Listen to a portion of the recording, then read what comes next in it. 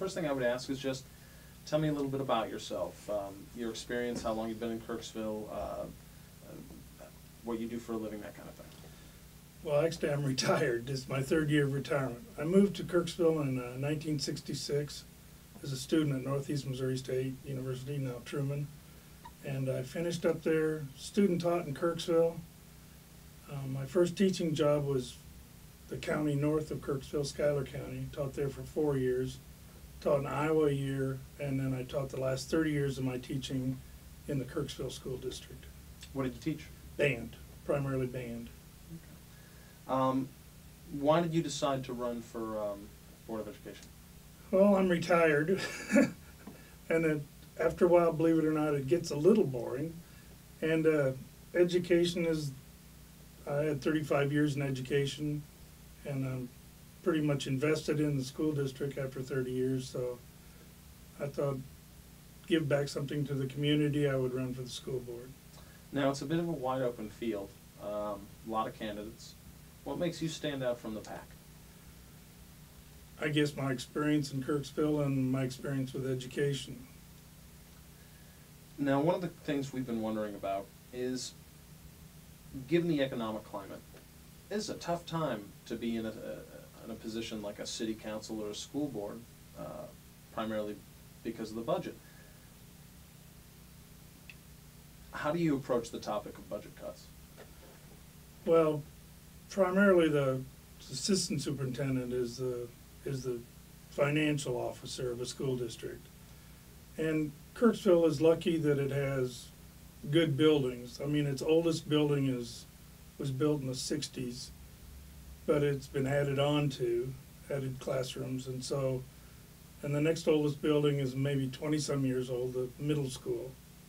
And the rest of them, it's all on one campus, and the buildings are all kept up in pretty good shape, so that's one good thing. We have good facilities. Knowing that you could be a part of the Board of Education, are you prepared to make the decisions that could possibly lose someone their job?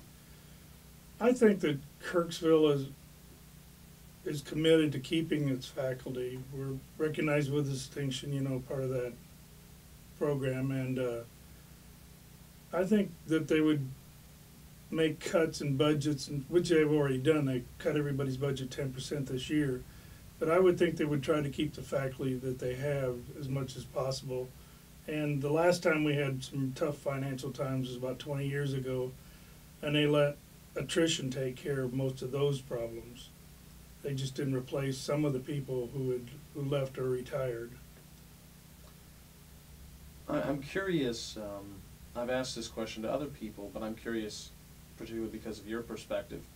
Oftentimes in a tough economic climate in a school system, they tend to cut things like the arts, music being one of those cases. As a former band teacher, what do you view as the importance of the arts and music education? Well, one thing, the music department has a lot of the student body in it. The band is 90 to 100 students normally. The vocal music has a lot of students involved in it. And then the art takes up most of the other students who have to have the fine arts requirement, the 1 hour of fine arts requirement. And they have 2 art teachers. One of them's part-time to fill in that need, and the other one's full-time.